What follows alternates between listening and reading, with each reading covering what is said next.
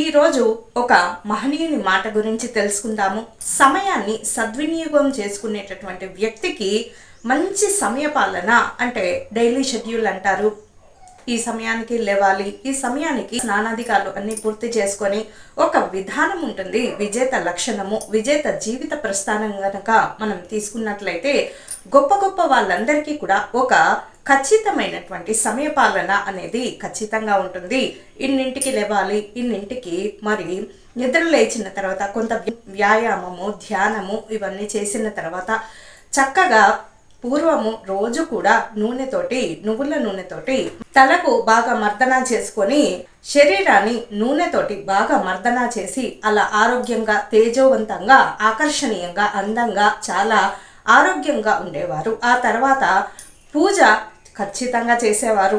దైవ చింతన అనేది తప్పకుండా ఉండేది, ఇప్పటికీ ఉంటుంది.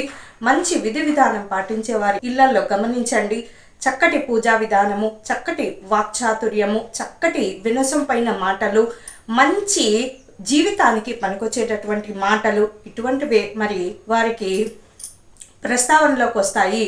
అక్కర్లేని మాటలు వాళ్ళు అసలు వినరు. అది విజేత యొక్క గెలుపు లక్షణము. ఎప్పుడూ కూడా సమయాన్ని సద్వినియోగం చేసుకునే వ్యక్తికి, అసలు సద్వినియోగం చేసుకోవాలనే ఆలోచన ఉన్న వ్యక్తికి మిగతా మంచి అలవాట్లు కూడా వాటంతటా అవే మరి అవి అలా వస్తూ ఉంటాయి. మరొక విషయం ఏమిటి అంటే, కాకి ఏమంటుంది? కావు కావుమంటుంది. మరి అలా కావు కావుమంటుందని కాకిని కసురుకోవాలని అవసరం లేదు. ఏవి నీవు కావని కావు కావు అని చెప్పి అందులో అర్థం ఉందని మర్చిపోకూడదు. ఏవి కూడా మనకు శాశ్వతమైనవంటూ ఏమీ ఉండవు. మనం చేసేటటువంటి మంచి పనులు, మనం చూపించినటువంటి మరి సేవా చింతన, దైవభక్తి, అలాగే దైవ సేవ, అలాగే మానవ సేవ, దైవ సేవ, ఇవి రెండే మనకు మన పుణ్యం అనే కథలోకి జమ అవుతూ ఉంటాయి. మిగతా ఏవి కూడా మనం ఏం సంపాదించినా, ఏమి కూడబెట్టినా ఒక్క రూపాయి కూడా మన వెంట తీసుకెళ్ళలేము. కాబట్టి ఎప్పుడూ కూడా మానవత్వానికి దగ్గరగా, ద్వేషానికి దూరంగా ఉండేటటువంటి ప్రయత్నం చేద్దాము.